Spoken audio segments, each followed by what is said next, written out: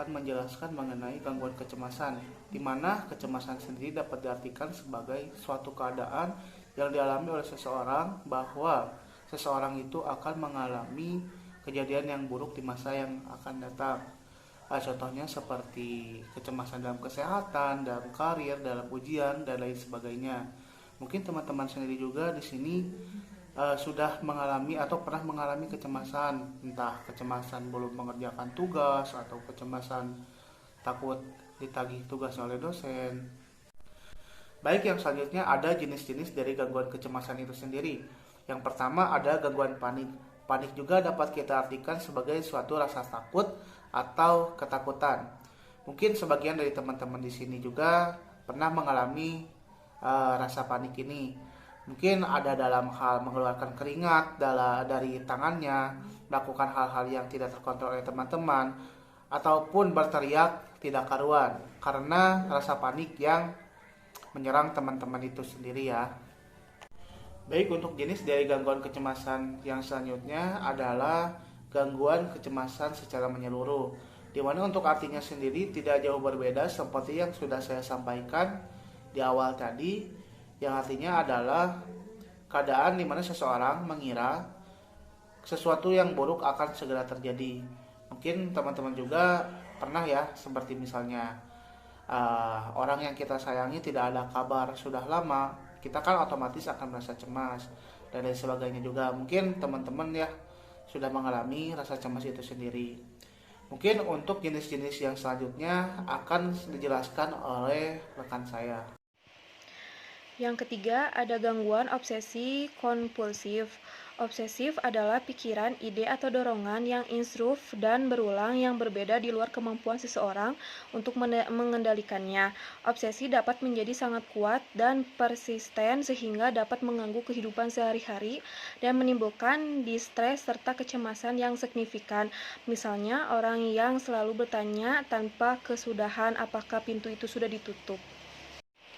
Keempat, ada gangguan fobia. Kata fobia berasal dari bahasa Yunani, yaitu phobos, berarti takut. Takut adalah perasaan cemas atau agitasi sebagai respon terhadap ancaman. Gangguan fobia adalah rasa takut yang persisten terhadap objek atau situasi yang tidak sebanding dengan ancamannya. Orang dengan gangguan fobia tidak kehilangan kontak dengan realitas. Mereka biasanya tahu bahwa ketakutan mereka itu berlebihan dan tidak pada tempatnya. Dan yang terakhir ada gangguan stres akut dan gangguan stres pasca trauma. Gangguan stres akut adalah suatu reaksi yang diperkirakan dari seseorang yang mengalami suatu trauma yang sangat berat. Saat ini, individu membutuhkan jumlah dan jenis stres yang berbeda untuk menimbulkan gangguan tersebut. Gangguan stres akut secara khas akan menghilang setelah 1 hingga 2 minggu apabila berlanjut. Tetapi jika gangguan berlangsung lebih dari 1 bulan, diagnosa perlu diubah menjadi gangguan stres pasca trauma. Gangguan stres akut adalah suatu reaksi maladaptif yang terjadi pada bulan pertama sesudah pengalaman traumatis. Di sini saya akan menjelaskan tentang perspektif biologi dan perspektif psikologi.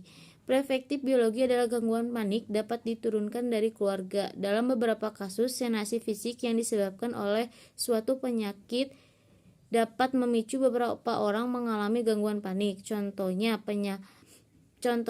penurunan katup kiri jantung menyebabkan jantung berdebar kencang. Penyakit telinga bagian dalam yang menyebabkan kepusingan yang dirasakan beberapa orang dan memicu terjadinya kepanikan. Sedangkan perspektif psikologis adalah psikodinamika, menjelaskan bahwa kecemasan adalah suatu sinyal bahaya di mana impuls-impuls yang mengancam, yang sifatnya seksual atau agresif, maksudnya membunuh, mendekat ke taraf kesadaran. Untuk menghalau impuls-impuls yang mengancam ini, ego mencoba untuk menghalangi atau mengalihkannya dengan menggunakan mekanisme pertahanan diri. Cara penanganan biologisnya adalah diberikan obat-obatan anti panik. Beberapa orang tersebut menunjukkan keberhasilan sebagai penanganan biologi bagi penderita gangguan panik. Sedangkan penanganan psikologi adalah dengan memberikan pemaparan pada terapi relaksasi. Di sini saya akan membacakan kesimpulan dari materi-materi yang sudah teman-teman saya sampaikan dari gangguan kecemasan. Jadi kesimpulannya adalah kecemasan merupakan suatu sensasi aprehensif atau takut yang menyeluruh yang bersifat normal pada berbagai kondisi, namun dapat menjadi abnormal jika berlebihan dan tidak sesuai dengan proporsi ancamannya. Pola-pola tingkah laku terganggu di mana kecemasan menjadi ciri yang paling menonjol diberi label gangguan kecemasan. Ada beberapa jenis gangguan kecemasan, yaitu yang pertama ada gangguan panik, yang kedua gangguan cemas menyeluruh, yang ketiga gangguan obsesif kompulsif, yang keempat ada gangguan fobia dan stres akut serta stres pasca trauma. Berbagai perspektif teoritis menjelaskan mengenai terjadinya gangguan kecemasan ini seperti perspektif psikoanalisa, behavioral, kognitif, dan biologis. Perbedaan perspektif tersebut juga berdampak pada perbedaan bentuk penanganan yang diberikan untuk mengatasi gangguan kecemasan. Sekian dari kami, terima kasih. Wassalamualaikum warahmatullahi wabarakatuh.